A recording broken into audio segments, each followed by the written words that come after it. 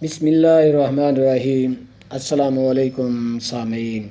کتاب ٹوٹی ہوئی سڑک، مصنف محمد جمیل اختر، آواز مجید احمد جئی۔ یہ افسانہ مجید احمد جئی آڈیو لائبریری کے تعاون سے آپ سماعت فرما رہے ہیں۔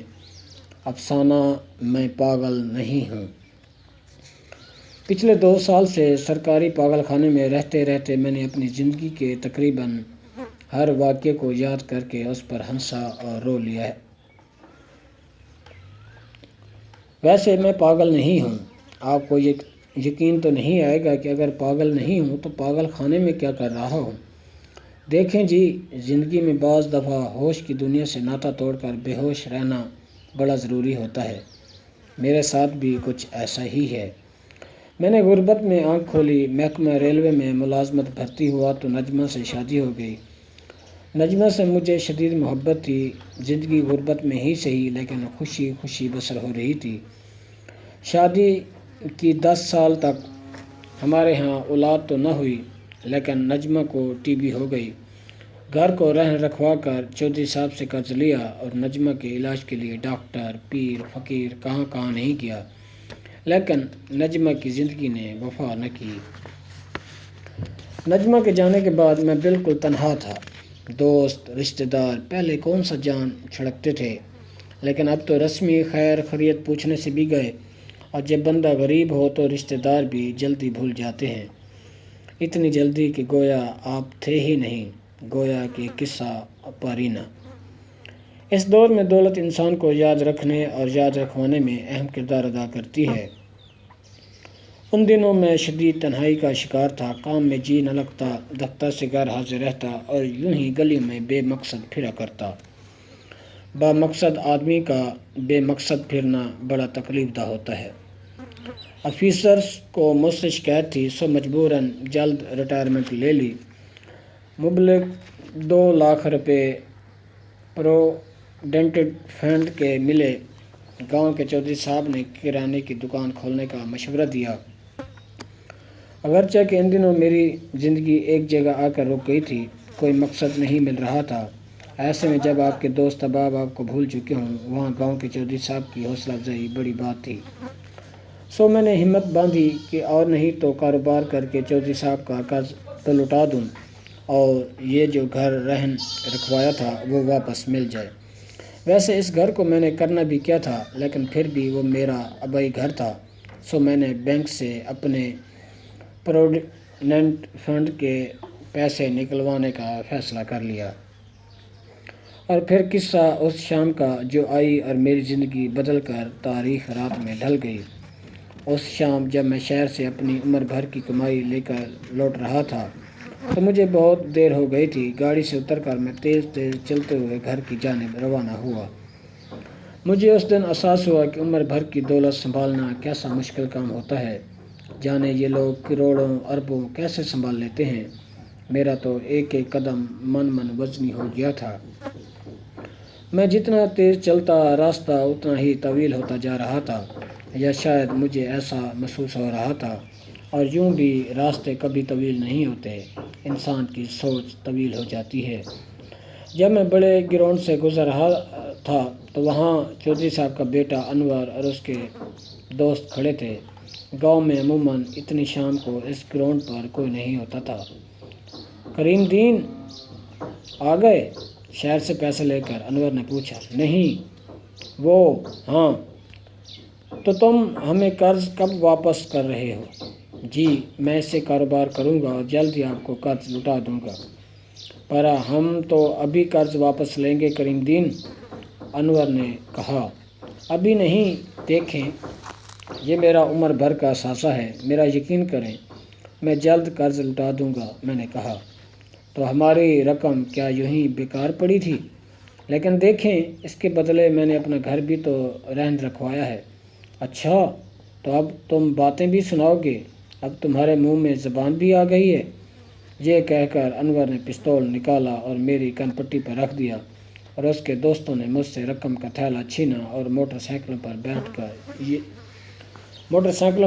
کر یہ جا وہ جا۔ میری عمر بھر کی کمائی جس کا 1 روپیہ بھی میں استعمال نہ کر سکا مجھ سے چھین لی گئی تھی۔ اگر آپ نے کبھی کسی کی عمر بھر کی کمائی لٹتے دیکھی ہو تو آپ سمجھ سکتے ہیں کہ یہ بڑے ہی کرب کی بات ہے۔ میں بھاگتے بھاگتے تھانے پہنچا۔ تھانے دار صاحب نے چودھری صاحب کے خلاف رپورٹ لکھنے سے انکار کر دیا۔ ان کا کہنا تھا کہ بھلا ایسے معزز آدمی بھلا ایسی چھوٹی حرکت کیسے کر سکتے ہیں۔ چودھری صاحب نے اللہ کی برا بھلا کہا اور تھانے دار کو کہا کہ میں اس الزام کے باوجود اس کا گھر خالی کرنے کو نہیں کہوں گا۔ سارے گاؤں میں چودھری صاحب کی اس دریا دلی کی باتیں ہونے لگیں۔ میری بات کا کسے یقین تھا؟ غریب کی بات بھی بھلا کوئی بات ہوتی ہے۔ میرے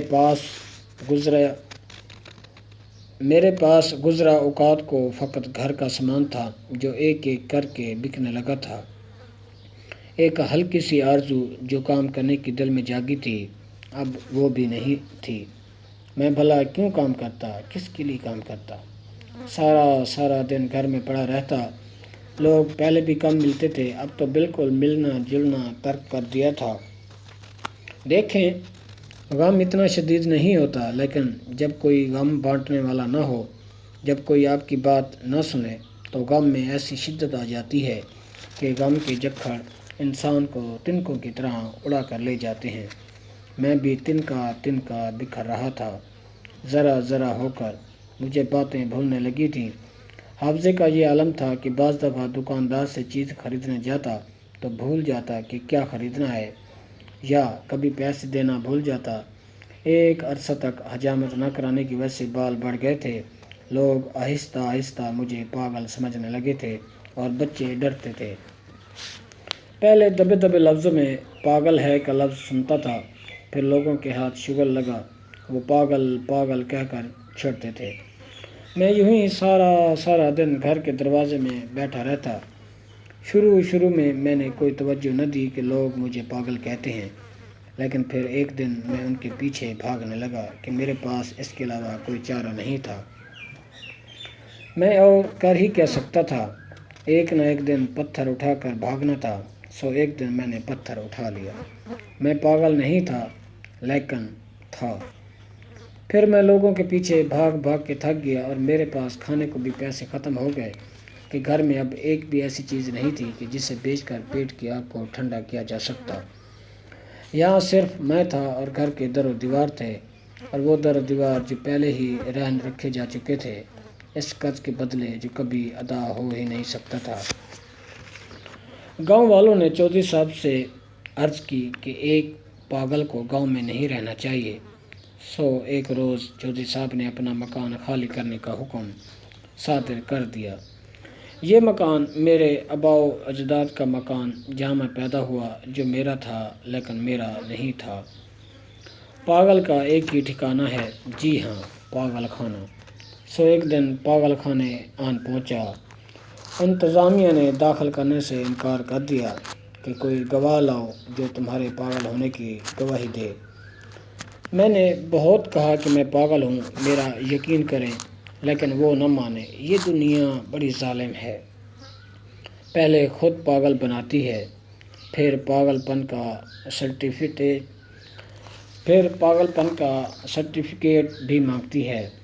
سو چودھری صاحب کے ہاں حاضر ہوا، مکان کی چابی انہیں تھمائی اور پاگل خانے تک چلنے اور داخل کرانے کی درخواست کی۔ چودھری صاحب جیسے نیک دل آدمی بھلا اس نیک کام میں کیوں کر ساتھ نہ دیتے۔ یہ افسانہ مجید احمد جئی آڈیو لائبریری کے تعاون سے آپ سماعت فرما رہے تھے۔ آواز مجید احمد جئی کی تھی۔